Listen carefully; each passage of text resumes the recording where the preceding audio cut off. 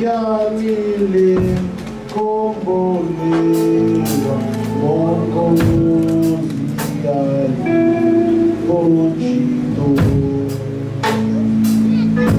Dhambi zangu na zako alizichukua kwa damu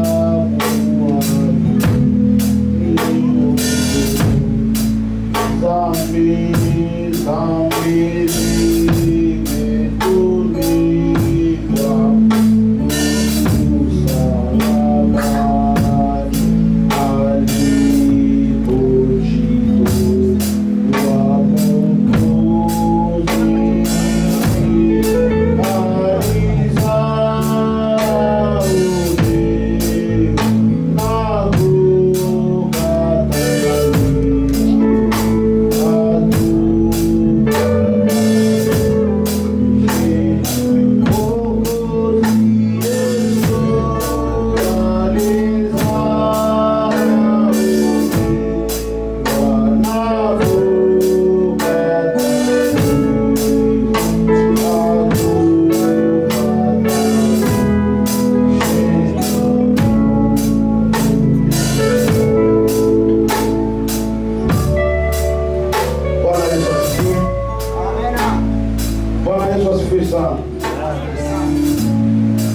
Tunamshukuru Mungu tena kuwa mbele zake siku ya leo, kwa kuwa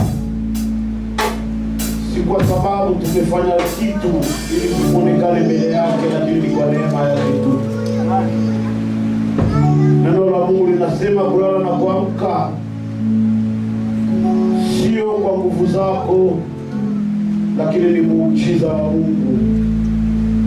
Kuna wale walilala lakini hawakuamka, lakini umelala umeamka, si kwamba umeshinda usingizi kwa nguvu zako, lakini ni kwa nguvu za Mungu.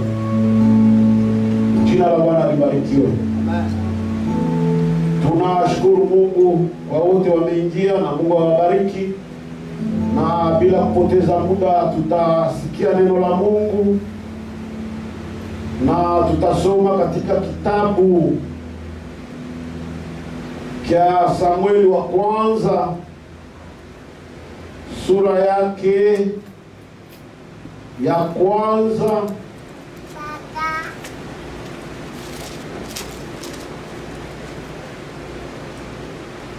na mstari wake wa 14 hadi kufikia mstari wa 18. Karibu kwa yule ambaye iko tayari kutusomea Samueli wa kwanza sura yake ya kwanza na mstari wake wa 14 hadi 18. Karibu na Mungu awabariki.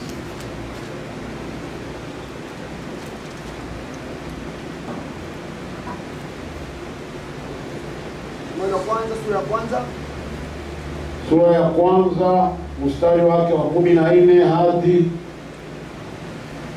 18.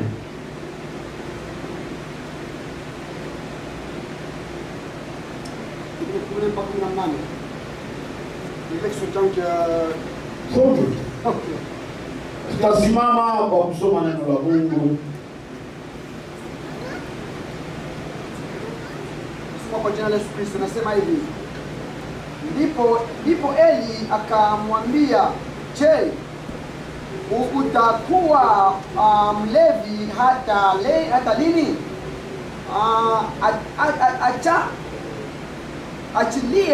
Achilia mbali divai yako." 15. Ana akajibu akasema, hasha bwana wangu, mimi ni mwanamke mwenye roho ya huzuni. Mimi sikunywa divai wala kileo, ila nimemimia roho yangu mbele za Bwana. 16. Usimdhamini mjakazi wako kuwa ni mwanamke asiyefaa kitu, kwa kuwa katika wingi wa kukugua kwangu na kusikitika kwangu, ndivyo nilivyo nena hata sasa. 17. Ndipo Eli akajibu akasema, enenda kwa amani, na Mungu wa Israeli akujalie haja yako ulio muomba. 18. Naye akasema, mjakazi wako na aone kibali machoni pako. Basi huyo mwanamke akaenda zake, naye akala chakula, wala uso wake ukukunjama tena. Amen. Amen. Bwana Yesu asifiwe. Amen. Saka hizi ni habari za baba mmoja ambaye alikuwa na wanawake wawili. Jina la huyu baba ilikuwa Elikani, na alikuwa na wake wawili. Kulikuwa mke wa mmoja jina lake Penina, na mwingine mwanamke wa pili alikuwa jina lake Ana. Na katika maisha yao walizoea sana kwenda kila mwaka kwenda Shilo, kwenda kumwabudu Mungu kwa nyumba ya Mungu, ndani ya hema la Bwana, mahali ambapo kuhani Eli alikuwa akitukuza Mungu. Bwana Yesu asifiwe. Na huyu Penina katika unyumba wake akajaliwa kupewa watoto, na huyu Ana hakujaliwa kuzaa mtoto ndani ya unyumba, na waliishi siku za mingi vile. Lakini Biblia inasema, kama unaona pale sura 1, eti walipokuwa wakiishi, sisi pekee tunajua habari kwanza ya Mbanda. Kila mtu anajua Mbanda ni nani. Bwana Yesu asifiwe.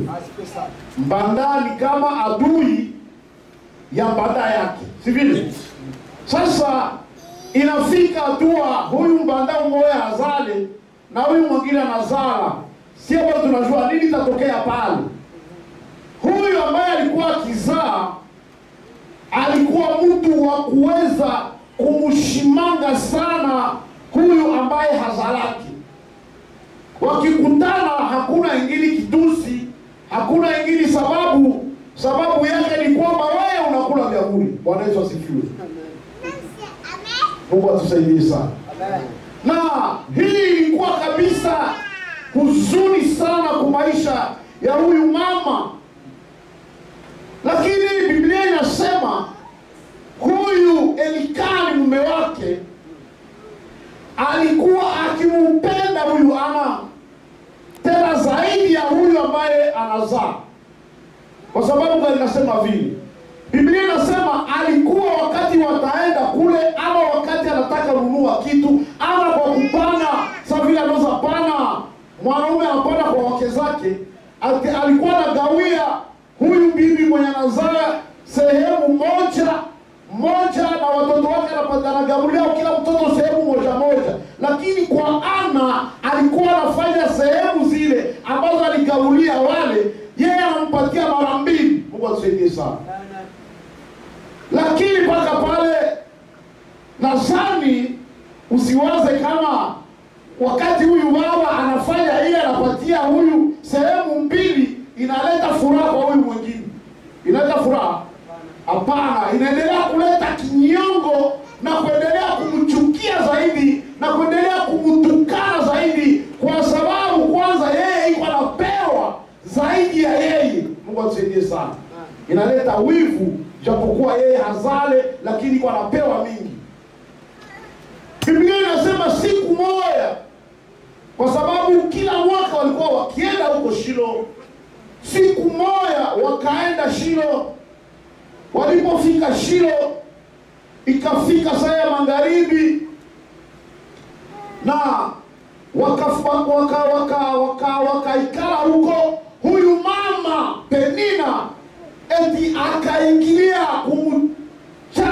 kumchafua mwenzake mahali ambapo wanaenda kumwabudu Mungu. Mungu atusaidie sana.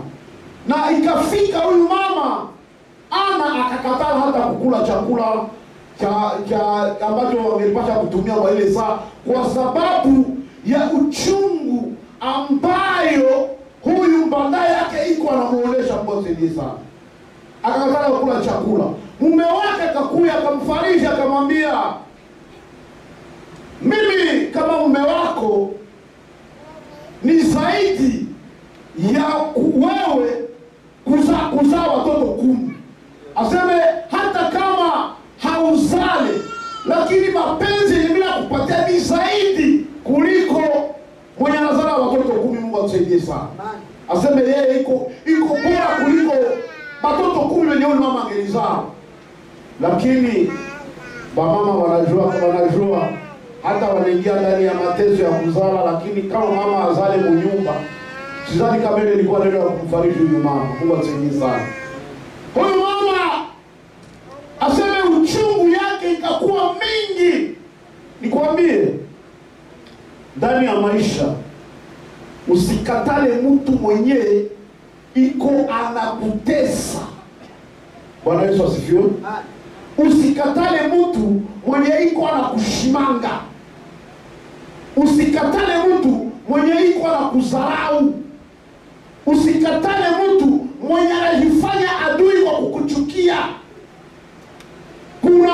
Kuna nafasi anaweza kukuwa mtu wa kukutukana ama anakusema vibaya. Wewe unazania ya kwamba anakusema vibaya kwa sababu hakupendi. Kumbe Mungu anamruhusu akutendee vile ili kwamba akusogeze mbele. Mungu asifiwe sana. Bwana Yesu asifiwe. Kuko mabaya inafika kwa maisha ya mtu ili kwamba ikusaidie kusogea mbele. Huyu Ana aseme wakati wamefika kule Shilo, huyu mbanda yake anamchafua, akakataa kukula chakula. Na wakati alikataa kukula chakula, bwana yake anamfariji, anamwambia iko zaidi ya ule mwenye amezaa watoto 10 mbele yake. Lakini huyu mama hakujisikia kama amepata faraja. Akasema akasimama, akaenda wapi? Akaenda ndani ya hekalu. Aseme wakati aliingia ndani ya hekalu, huyu mzee Eli, yani kuhani, aseme alikuwa anaikala kuguzo ya mlango ya hekalu. Ana akaingia ndani ya hekalu, akaanza kuomba Mungu. Akaomba Mungu, akamwambia Mungu, aseme kama ungelisikia kilio yangu leo na kusikia uchungu ya moyo wangu leo, kijakazi wako unipatie na mie kusudi ya moyo wangu. Aseme nipate mtoto mwanaume, aseme ndamtoa kukutumikia maisha yake yote, na hata wembe haitapitaka mkichwa ya ule mtoto. Mungu atusaidie sana. Aseme wakati alikuwa anaendelea kuomba, Eli akamwangalia. Kwa sababu huyu mama hakukuwa naomba kwa sauti, lakini alikuwa naomba kwa sauti ya chini. Unajua kuna wakati unaweza piga magoti, unaomba, unafunga, unafanya kila kitu, hitaji iko pale pale, haijibiliki. Mungu atusaidie sana. Unafunga, unaomba, unaenda kuwaombaji, munaomba, munafanya kila kitu, hitaji iko pale pale, haijibiliki. Mungu atusaidie sana. Nadhani hii miaka yote walikuwa wanapanda Shilo na kurudia, hitaji ilikuwa iko pale pale. Sijui kama mama alikuwa anahitaji nyingine. Alikuwa anahitaji tu naye apate hata mtoto mmoja, sivyo? Lakini zile siku zote, miaka yote, hitaji iliwakia pale pale. Mungu atusaidie sana. Kitu kenye nitasema, kama ukiwa mtu mwenye utafalia, usiwaze maisha yako inaweza dunia. Hapana. Mungu atusaidie sana. Kama utauza kitu ama kama utazaa mtoto ambaye atakuwa msaada, usiwaze yule mtoto kumpata ni kwepesi. Na kama utampata, usidhani kukomaa yake itakuwa kwepesi. Utateseka yule mtoto kama atakuwa msaada wa taifa kule mbele. Mungu atusaidie sana. Alafu kwa sababu wakati wewe hauyapata ule mtoto, ungali kunaomba, nyota ya ule mtoto inakuwa iko inaangaza. Mungu atusaidie sana. Na wakati ile nyota iko inaangaza, adui wanasimama juu ile nyota. Wewe hauyajua kitatokea, lakini baadui hao walishaona nyota. Kama vile Bamajusi balionaga nini? Balionaga nyota. Bwana Yesu asifiwe. Balionaga nyota wakati mfalme Herode hajua ya kwamba kuko watazaliwaka, lakini Wamajusi wakaona nyota ya mfalme wamezaliwa. Na wakati waliona ile nyota ya mfalme wamezaliwa, eti wakaanza kuifuata. Kwenye wanaenda kuifuata, mwisho kufika karibu kwenye wangeliipata, ase yote kawapotea. Bakafanya nini? Bakatumikisha akili zao. Mungu atusaidie sana. Wakati walitumikisha akili zao, bakaenda kunyumba ya mfalme. Kwa sababu gani wanaenda pale? Banajua mwenye atazaliwa ni mfalme. Kumbe hawazaliwa fasi nyingine mpaka ni nyumba ya kifalme. Kumbe twende tumuulizie kwa mfalme. Kumbe wanaenda pasha habari ili kwamba huyu mfalme Herode afanye publicite ya mfalme mwenye atazaliwa. Mungu atusaidie sana. Kwa sababu watu waliweza kufanya publicite, lakini ilifanya mfalme tu afanye publicite. Na publicite ya mfalme alifanyaka ilikuwa ya kuoa watoto wa kuzaliwa kisha miaka 2. Mungu atusaidie sana. Ndio ionyesha ya kwamba huko mwenye alizaliwa mwenye haiko wa kawaida, lakini kitu kinaleta ile yote watoto wa miaka 2 wanakufa tangu kuzaliwa mpaka miaka 2 ni kwa sababu walionaka nyota. Kuna nyota ambayo iko inaonekana kwa maisha ya kila wowote wanazaliwa. Mungu atusaidie sana. Hasa kama utakuwa mtu wa maana, ujue mawindo haitakosekana kwa maisha. Huyu mama wakati amezarauliwa na kutukaniwa sana, sikiliza, akaingia hekaluni. Iko anapiga midomo lakini sauti haitoki. Aseme Eli akamwambia, wewe mama, utalewa mpaka siku zapata gani? Asema ondosha mvinyo kinywa yako. Mungu atusaidie sana. Watu walikimbilia. Alikimbilia hekaluni. Watu ya zamani na watu ya leo hatuko sawa. Mungu atusaidie sana. Watu ya zamani na watu ya leo hatuko sawa. Ingelikuwa mtu wa leo, neema kutoka mkinywa ya Eli ingelimponyoka pale. Kwa sababu ya neno yamemwambia tu. Ingelimshirikisha sivile, ingelimkwaza. Anatoka pale sasa yosema, "Njoo mchungaji gani huyu?" Mwenye anamwambia mimi leo anapokuwa leo, sivile? Lakini huyu mama wakati wanamwambia wewe toka pale na ulevi yako, hakutoka na hasira ama kiburi ama sauti ya kiburi. Alimjibu kwa sauti ya unyenyekevu, ikakuwa kama hakuna neno ambayo amemwambia. Mungu atusaidie sana. Eske ilikuwa neno ya Bakari ile, utalewa mpaka siku gani? Ondoka, upunguze ulevi yako. Mungu atusaidie sana. Mama anamwambia, mimi kijakazi wako sikulewa wala sikukunya yoyote ya ulevi, lakini nimemimina roho yangu kwa Bwana kwa sababu ya uchungu ambao niko nao ndani ya moyo wangu. Kwa sana ndio mimi nasema watu wa leo tuko na bahati mbaya, kwa sababu roho ya hasira ndio inatutawala. Mungu atusaidie sana. Roho ya hasira ndio inatutawala, lakini roho ya kunyenyekea haiko. Na sasa wakati roho ya kunyenyekea haiko, inatuma tunapoteza na kilikuwa chetu, hatukigani. Mungu atusaidie sana. Na waza huyu mama kama angelimjibia Eli naye kwa kiburi au asimame aende, alikuwa hayapata kiliko na roho, alikuwa hayakipata, kwa sababu ilikuwa huyu kuhani atoshe maneno ya kumbariki na ile baraka zikufuate kwa neno. Mungu atusaidie sana. Alafu huyu mama au wasinirudie niseme au kwa sababu ya wingi ya mashimango. Mungu atusaidie sana. Unajua kama ulishaishi maisha ya kushimangiwa na kutukaniwa na kudharauliwa, hii maisha haikwake maisha yenye iko inakurudisha chini, lakini kwa hivyo inakupandisha juu kiimani. Mungu atusaidie sana. Manake wewe utajikutana tu mie niko mtu wa kudharaulika. Iko kama hii maneno ambayo yeye alimwambia ya kumwambia umelewa, ilikuwa kama ni mafuta ambayo anampakana, kwa sababu yenye huyu mbadaya anamwambiaka ni ya zaidi. Amen. Sasa ya Eli anaiona haiko hata kitu, kwa sababu nilishazoea kutukaniwa.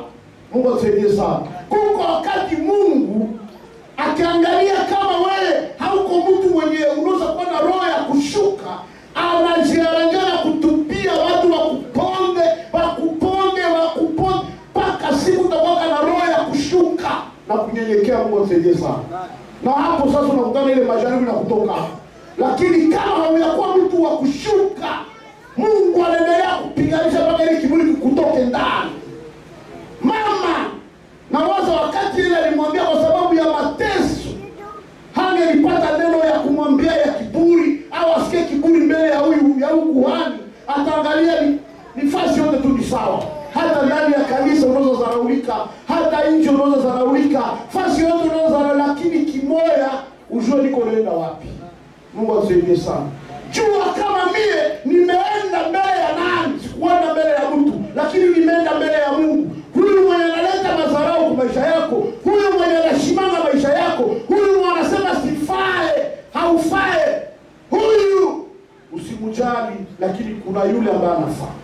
Na wewe usirudishe ile mabaya kwa mabaya, lakini wewe nyenyekea na kushuka. Huyu mama kanyenyekea, Malegreva amemtupia ile neno ya ulenga, akamwambia mimi kijakazi wako sikulewa wala siyakunywa pombe yoyote, lakini nimekuja kumimina moyo wangu mbele za Mungu, ili kwamba Mungu apate kuangalia uchungu yenye iko ndani ya moyo wangu. Mungu atusaidie sana.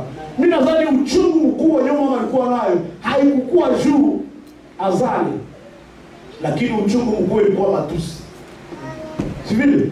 Matusi, mashimango, madharau. Manake huko sama inapita mpaka anakosa fanya nini? Kwenye inafika na hatua mbele ya Mungu, mama yule anamshimanga mpaka anakosa, anashindwa kukula, ijapokuwa wanaenda fasi kwenye wanaenda huko Mungu. Anashindwa kukula. Aseme jua akamwambia Eli akamwambia sasa Mungu akufanyie nini? Akutendee kusudi ya nini? Ya maombi yako ama ya moyo wako. Na kisha tena akamfuatilia na sema neema, Mungu akufanyizie neema ili kwamba yale ambayo umemwambia ipate kuonekana kwa maisha yako. Aseme huyu mama akatoka akarudia kule kwenye shamba yake iko na baadaye yake iko na mume wake iko, akaanza kula chakula na roho yake na uso yake kafani ikanyoroka. Mungu atusaidie sana. Kuko mtu anaenda mbele za Mungu na anarudia kisa jenda. Anaenda mbele za Mungu mwenye hasira kwa sababu ya matusi, lakini wakati alitoka mbele za Mungu, akatoka mbele za Mungu anaamini kama nimepata. Mungu atusaidie sana. Na wakati umeamini kama umepata, haupati tena kutoka kule na kiburi ama kudharau ama kutukana. Utafika pale unajua nimepata. Hata mfanye yote ile mtafanya hapa nimepata. Mungu atusaidie sana. Aseme huyu akafika na furaha, akakula sa chakula, sura yake inanyoroka, anajua nimeambia Mungu na Mungu amenipatia. Mungu atusaidie sana. Kitu kizuri au kitu nafasi ya mzuri. Hapana. Kitu kizuri unapaswa kukitoa nafasi ya mbaya, unaenda kukitafuta nafasi ya mbaya. Kitu kile kitakuwa kizuri kusudi ukitengeneza kikuwe kizuri, wewe utakuwa umechoka. Mungu atusaidie sana. Utakuwa umechoka. Usiwaze kukipata ni kepesi, ni mwepesi. Hapana. Ni vita na vita na vita na vita, na mpaka siku utakaa kuangalia kinakuwa kizuri, unasema Mungu asante kwa sababu kumbe hiki ndio ulikuwa unanitayarishia. Mungu atusaidie sana. Lakini usilie wakati utakuwa unaelezea wengine, au watalikamata tu tatu tunasoma hapa, tunavikamata tu ni mzaa, lakini kwa maisha yao mama haikuwa mzaa. Mungu atusaidie. Haikuwa mzaa. Alienda kulia wakati Mungu atakushibia. Hawakwake na maombi ya kulalamika wale kwa machumba wa kuna kwa maombi mbona ukiona mimi na mbele za Mungu. Na ile maombi hautatia sauti kule yuru, na mwenye yuko pembeni yako hata sio kunaomba nini, wakati ya kwenda kumwanga roho yako mbele ya Mungu kwa sababu ya shida yenye uko nayo. Sijue haikwake maombi ya shida, maombi ya mingi sana tuna hapana. Inakwaka maombi yenye unakosa kama Roho Mtakatifu iko pamoja na wewe pale, na uko unatengeneza kila kitu pale pamoja naye. Wakati uko unaenda kumimina roho yako mbele za Mungu kama uko na shida. Hii ya kusema tunaenda kuchumba maombi, tuliomba usiku kucha, haipunguli yake vitu vigumu sawa na vile, lakini ile maombi ya wewe pekee umekamata decision. Huyu mama bwanake anamubembeleza, lakini anaangalia siyatosheka, acha sasa niende nimimine roho yangu mbele za Mungu. Na wakati anafika mbele za Mungu hakuomba na sauti, lakini ni maneno yanatosha. Na kama anatosha, kama uko naomba ile wakati haikwake baba yetu na kushukuru, hapana. Unaambia Mungu decision, unamwambia Mungu nifanyie hiki na mimi nakufanyizia hiki. Unatia ahadi. Mama alitia ahadi. Aseme aliwaambia Mungu kwa kiapo, ule mtoto ndamutoa afanye nini maisha yake yote, wala wewe itapita kichwa kama kanifanyizia hivi. Na wakati mtu anafikia mwisho, anafikia na maombi ya decision. Haiko tena maombi, lakini uko naambia Mungu, mimi nataka hiki. Na kama mimi nataka hiki, na mimi nitakufanyizia hiki.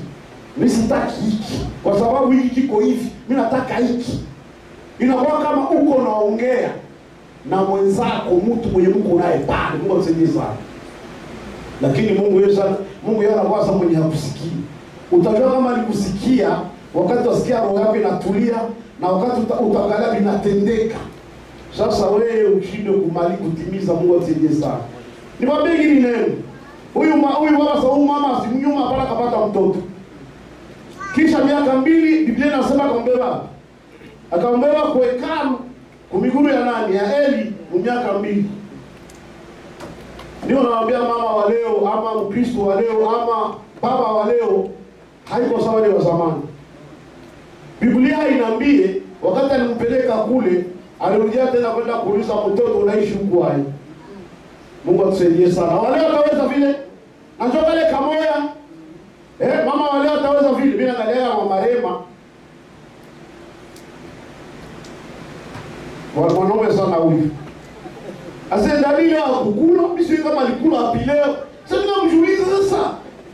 Dani, ungelisema ta promesse au prometi. Dani akasema sikasema kwa kula. Lakini anasema leo mimi siona Dani hapa yake kula kabisa, sijui. Unaona? Sasa Dani iko pembeni yake kila siku na ni mtu mzima. Sasa mtoto wa miaka 2 au 3 wewe ndio muache, kisha afikishe miaka 5, utakuwa na amani kweli? Utakuwa na amani? Sasa hivi mtoto wangu yuko anakula kula mkutoshere, leo utakuwa ndani. Unaona? Watu ya leo habibu kama wale wa zamani. Huyu mama alipana na akasema ni ahadi kama kiatakuwa kule ni mtu wa Mungu. Mungu atusaidie sana. Cha muhimu Mungu amenijibia hitaji yangu, mashimango yangu imeisha. Mungu atusaidie sana. Mashimango yake imeisha. Ndio cha muhimu kwa huyu mama. Hivi vingine vinabakia pale ni vya Mungu na watu yake na mtoto yao, lakini mimi niliomba Mungu alijipatia. Hakurudia tena kwa shule tena naangalia kama Samuel anakumbana na mwangalia hapana. Hapana. Kama unarudia kule atakwambia Leo tulikula mandizi tu, atupata hata sukari. Unatoka pale unanungunika. Ahadi ulitaka mbele ya Mungu gani inatembea? Inakufa. Mungu atusaidie sana. Asa Samuel alibakia mwekalu mpaka kisha alikomala. Na ule tena ndio Mungu tena akaja kutembelea. Alikuwa pale mtoto wa watu. Aseme alikomala hajue kama anafanyaga pale nini. Alipata tu akili, anakuwa tu pale, anajua manake sema na ukiaga toa tu sadaka, ndio tunakulaka, anajua tu tunaombaka, me hajue kama kuna kwa kanisa. Nini tunafanyaka hapa? Watoto wetu wamiki tu kunao huko kanisa. Wanazoea tu ni kawaida, tunakiaga tunakurudia tu, ni vile tu, si vile? Kwa sababu hawayasikia kitu. Lakini siku Samuel alisikia sauti ya kwanza. Alifanya. Alikimbia kwa sababu hajua kama kuko Mungu mwingine. Alikimbia kwa mzee. Papa unaniita? Asema hapa usikuita. Au niita sema ndio lala. Samuel anaambia nenda lala, ilikuwa usiku. Tena sauti inamuita Samuel, Samuel anarabuka tena akimbia tena kwa Eli. Mzee unaniita? Asema abisikuite. Rudia nenda lala. Samuel anaenda lala. Tu ya tatu wanakimbia tena, wanamuita tena Samuel, Samuel anakimbia tena kule. Eli anakumbuka, anasema huyu mtoto yuko anasikia sauti ya Mungu. Mungu atusaidie sana. Eli anakumbuka, anamwambia turu ingine akakuita. Wewe itika mwambie niko hapa Bwana mtumishi wako. Sema na mie yenye unataka kuniambia. Mungu atusaidie sana. Kama Mungu anataka kuongea na wewe, usitaka kuongea na wewe na kuko mwingine. Ni wewe na yeye. Mungu atusaidie sana. Na wakati ataongea wewe na yeye, ni siri yako wewe na yeye. Na sasa atakutuma, vile atakutuma itakuwa vita kwa maisha yako. Mungu atusaidie sana. Alafu wakati alimwita turu ingine ya ine, mtoto kijana anasema ile maneno. Wanamwambia ukiweza sasa kwa Eli, wanatuma maneno mzuri kwa Eli. Maneno ya mbaya sana. Akamwambia wewe mwambia Eli, miaka 18 alitumikaka, mie Mungu mimi nahesabia bure kwa sababu hakuweza kushauria vijana wake, na vitu vyenye atasikia masikio yake itawasha masikio yake. Wewe unaambia mzee hivi. Wakati anafika kwa mzee, mzee anamwambia maneno wamemwambia, mzee alikubali. Mzee akasema kwa nini mimi Mungu akunambia? Mungu atusaidie sana. Lakini sasa ilifika akakumbuka vinakuwa hofu. Nataka kurudia kwa huyu mama Penina. Alikuwa na watoto mingi wenye alikuwa anajishimangia mwenzao. Lakini wote walikuwa wanaenda kule Shilo kuomba Mungu na wanarudia. Wanaenda Shilo kuomba Mungu na wanarudia. Kwa nini huyu mtoto mmoja alijulikana mkizazi cha huyu baba? Pale watoto wengine hatujua hata jina ya umoja. Kwa nini? Mungu atusaidie. Kwa nini? Kwa nini? Mimi ni kwa nini? Wanalipwa mabaya. Ni kwa nini? Nao wangelijulikana kwa sababu baba yao alikuwa anaenda toa sadaka kule, alikuwa anaenda fanya kazi ya Mungu kule, alikuwa anapeleka watoto yake kule, nao wangelipatikana tena ni watumishi kule. Lakini hakuna hata umoja. Kwa nini? Banalipwa maneno ambayo huyu mama yao alikuwa anachamba huyu. Mungu atusaidie sana. Hii maneno yenye uko naongea yenye haisaidie, wakati itakuya kulipwa, italipwa kwako uchungu. Na mwingine kwa na furaha. Leo tunasikia ni Samuel, hatujui mtoto wa Penina hata umoja.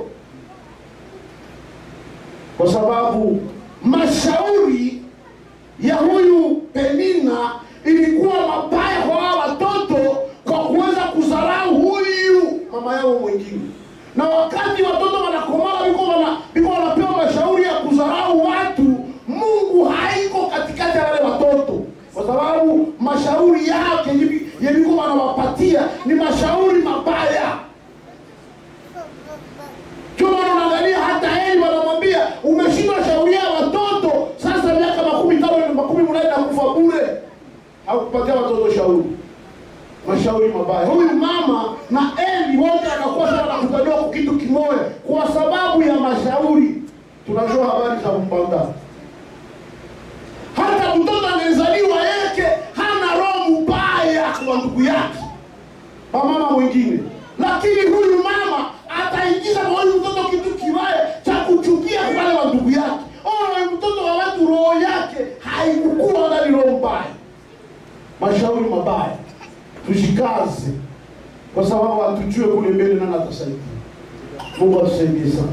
Hatujue nani atasaidia. Kama umepata mtu, ule mtu hawezi kuwa parfait. Haiko malaika. Anaweza kuwa na problema yake na wewe uko na yako. Sasa mchukuliane muendelee mbele.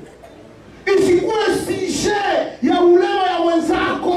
Jo unatembeza mpaka na watoto, unawaonesha ile ulema kukuili kuleta chuki katikati ya watoto na wale watoto wengine kule.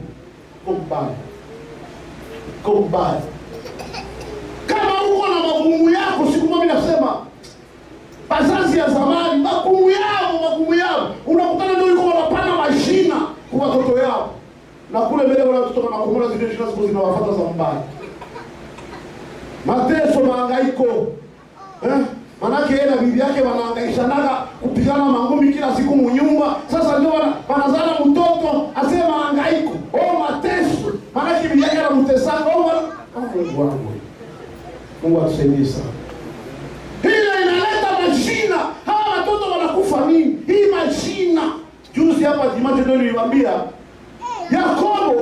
Yakobo alizaliwa jina yake wanamuita Yakobo. Na wakati alikomala mama yake akamtanganya akaiba nafasi ya kwanza ya Esau. Na wakati amemaliza ile nafasi ya kwanza, Yakobo akakimbia kwa muyomba. Kule kwa muyomba akakutana kule na mama, akaanza chunga kule kondoo. Na kisha akapenda Rachel mdogo. Wakati ametumika miaka 7, huyu Rachel muyomba akamtendea kile kenye alitendea nani? Esau. Muyomba wakati analeta sasa Rachel kunyumba, kumbe analeta Lea. Asubuhi anakaa kutana mbona hapo ndio nitumikie. Mimi nitumikia Rachel unaniletea Lea. Muyomba anamwambia kama uko mjanja na mimi niko mjanja, ulitanganya kule kondoo za mimi na kulipa. Amen. Mungu atusaidie sana. Akamwambia mdogo hawezi olewa mbele ya mkuu. Hivi huyu naye ulishamjua ni bibi yako au utatosha tena pale. Mungu atusaidie sana. Lakini kisha wiki moja wakaleta Rachel. Lakini Rachel leo alimtumikia tena miaka 7. Mungu atusaidie sana. Miaka 7. Hile ndiye alitanganyaka kule mpaka ilimtanganya naye pale. Haikutosha Yakobo wakati wanachunga kondoo amemaliza miaka ya kuchunga ya bibi yake, kisha anaanza chunga wamulipe, muyomba akakatala mulipe. Akaanza tumikia bure, akakuwa na ubishi na muyomba.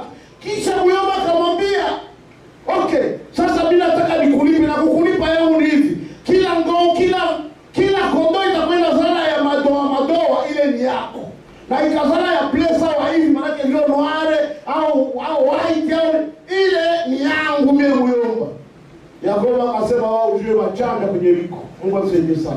Haujue wachanga liko. Asa Yakobo akaenda akachonga mti. Akaitisha naye akaichoma. Ikakuwa ukishachoma mti na ngozi. Pale kulilungula na ulifunga kwa kamba. Sikutakuwa mtu kuko mweupe, manake na nafasi kwa kuko noire vitu ya vile. Sasa akatosha ile kamba, akaenda chomeka ile mti ndani ya maji, kwa zinaenda kunywa maji. Kondoo zote zinakunywa maji, ziko zinaona ile tash. Ziko zinaona tash. Kwenda kusala ile ndani yote. Tash. Muyomba la homba. Shima, Mungu atusaidie sana. Lakini sisi alitoka pale anaenda. Alienda kutana na malaika. Akamwambia malaika, "Njoo niwaambia Dimash, kuwapeleka kule kule." Akamwambia malaika, sitakuacha.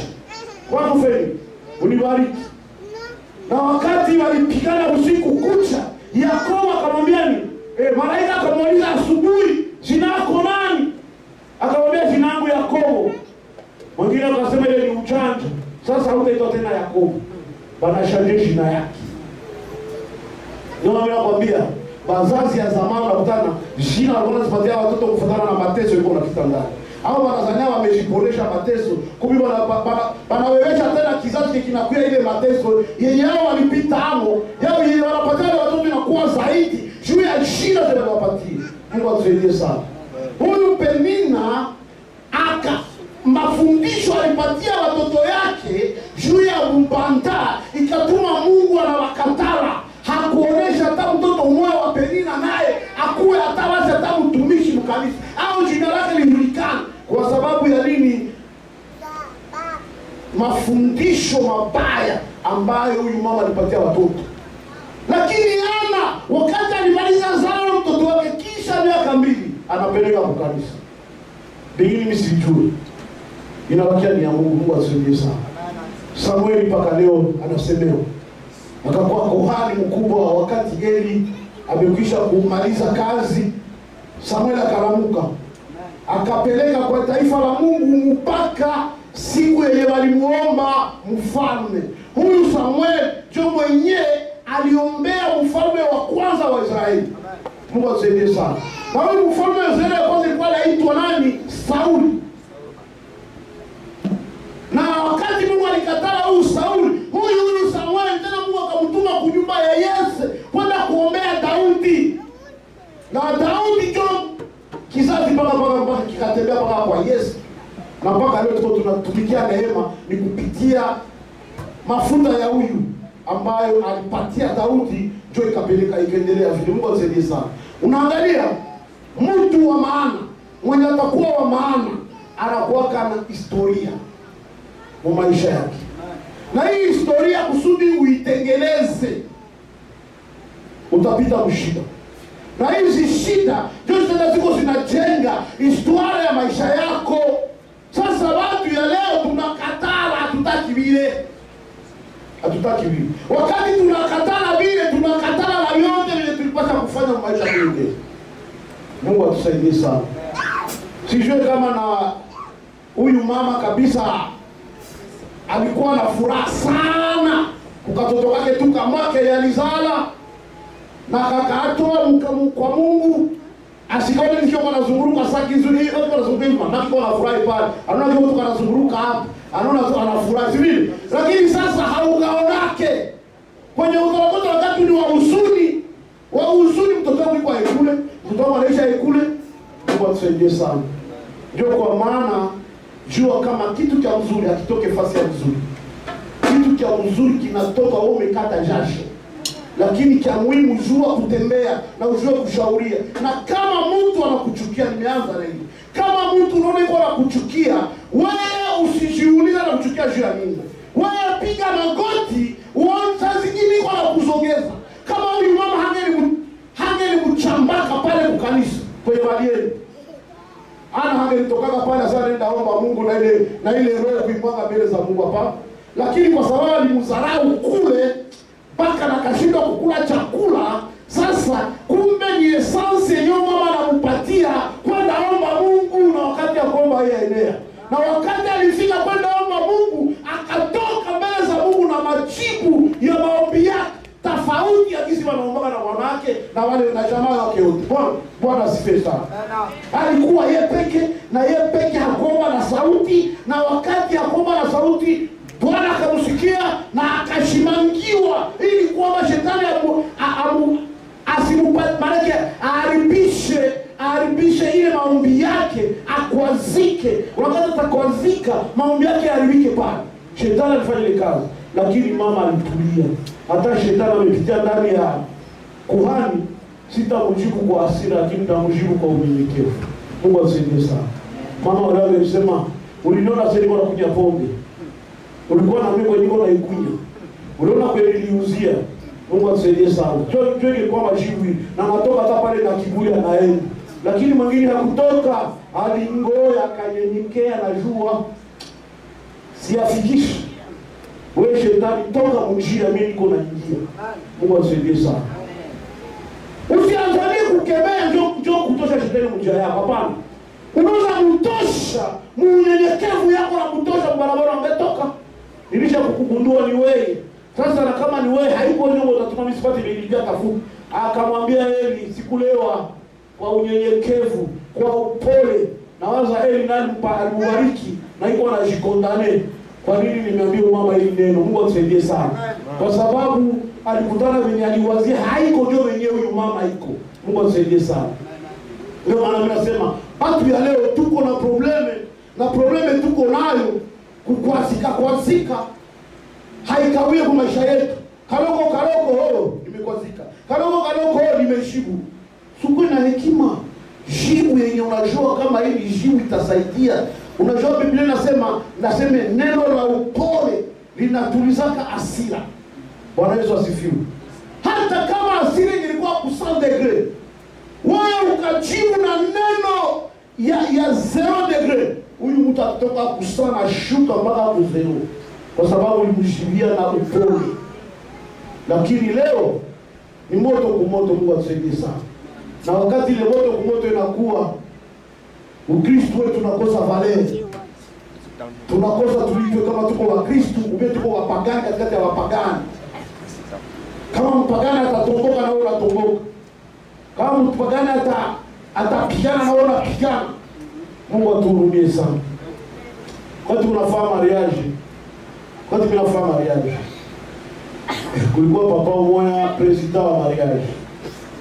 Huyu president ilikuwa wakati ya garde civile. Huyu president kama kulikuwa cortege ya Mobutu, ile wakati naiko anataka pita. Sasa magari zilikuwa na mamoto.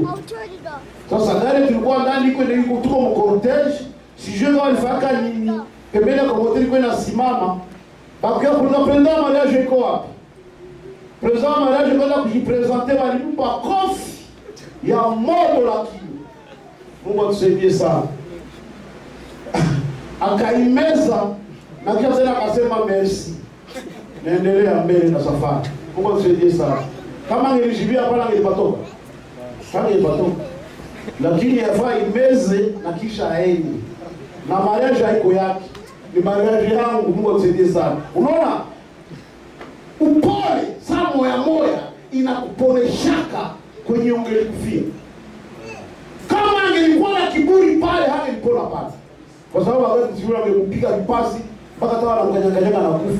Tena wanasema alikuwa analeta jamu kukortesha ya president. Unakufa bure. Sivile? Lakini alimpiga kofi akaimeza tena ya motomoka pale akakofi. Kofi kabisa. Akaimeza na ni mwanaume mzima alikuwa na nguvu ya kupiga tawe soda. Lakini akaimeza na akamwambia merci. Lakini mimi naendesha kazi nilikuwa kufanya.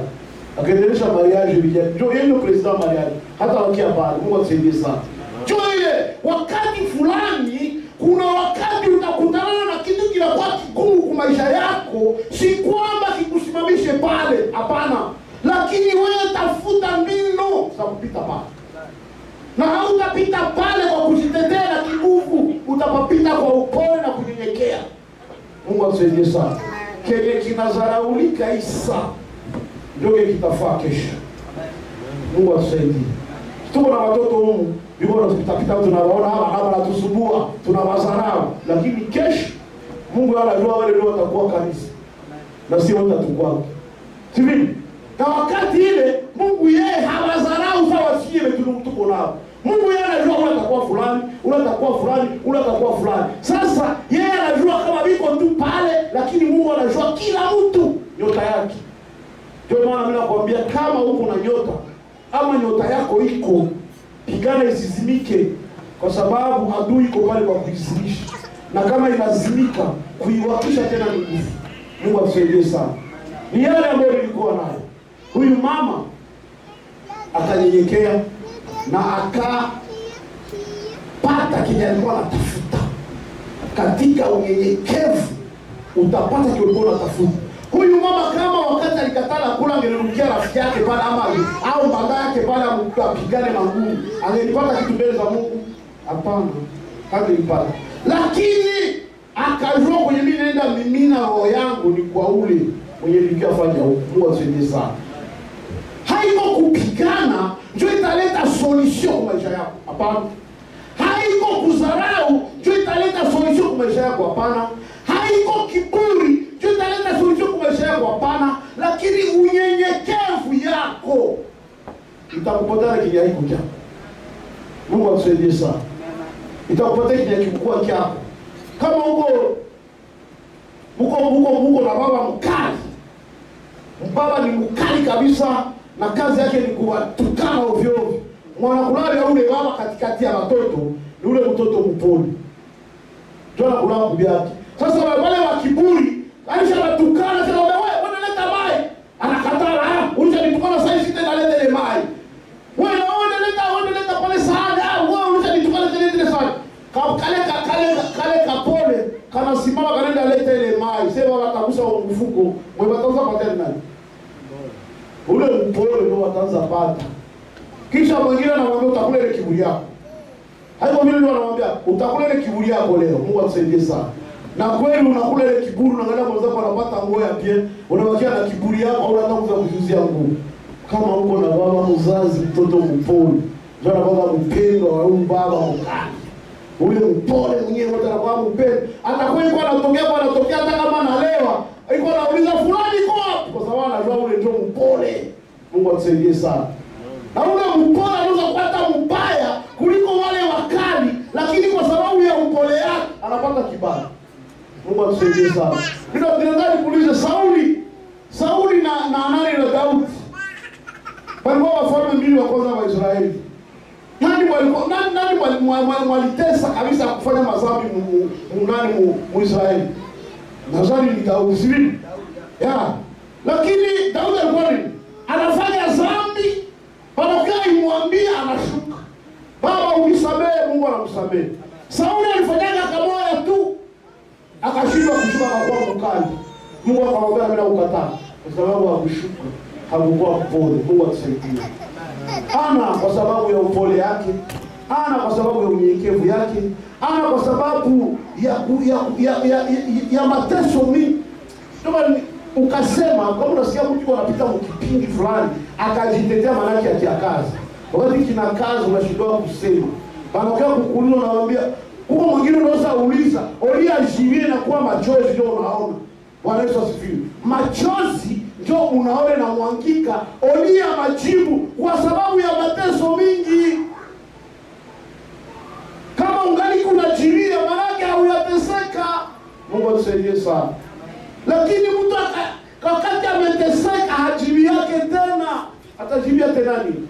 Hayu anafika wakati anajibia. Anaambia ndafunga kinywa yangu.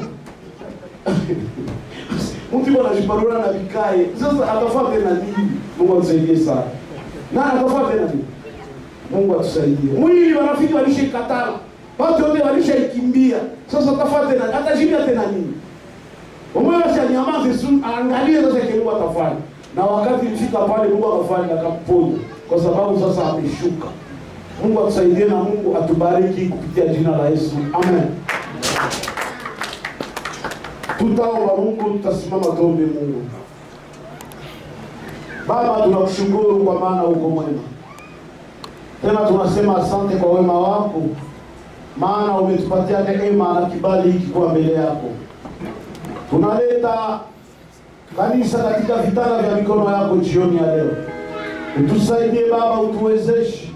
Usitupitie wala kutuachilia, bali uwezo wako upate kuwa juu yetu. Tunakushukuru kwa maana umetupatia neema ya kuonekana siku ya leo. Na tena tunaomba Baba, siku ya ile nyingine tena utupatie tena neema hii. Asante Mungu kwa maana hutatupungukia wala kutuacha, lakini uwezo wako utapata kuwa juu yetu. Shusha kiburi chetu na utupatie kibali kwa mbele yako. Tupate neema machoni pako Mungu. Maana wewe ndiye Mungu ambaye uko kwa ajili yetu. Hata mabaya yakatokea namna gani kwa maisha yetu, utupatie roho ya kunyenyekea na kushuka ili kwamba tupate kushinda mabaya haya. Asante Bwana kwa sababu hatutashinda mabaya katika hali ya kujitetea, lakini tutashinda mabaya katika hali ya kunyenyekea kunyenyekea mbele yako na kutulia mbele yako Bwana, na kukuuliza kusudi lako ni gani kwa maisha yetu. Tunakushukuru maana uko mwema, na asante sababu utatenda mema juu yetu. Tunakuomba, tunaamini uko pamoja nasi, kupitia jina lako Yesu Kristo. Amen.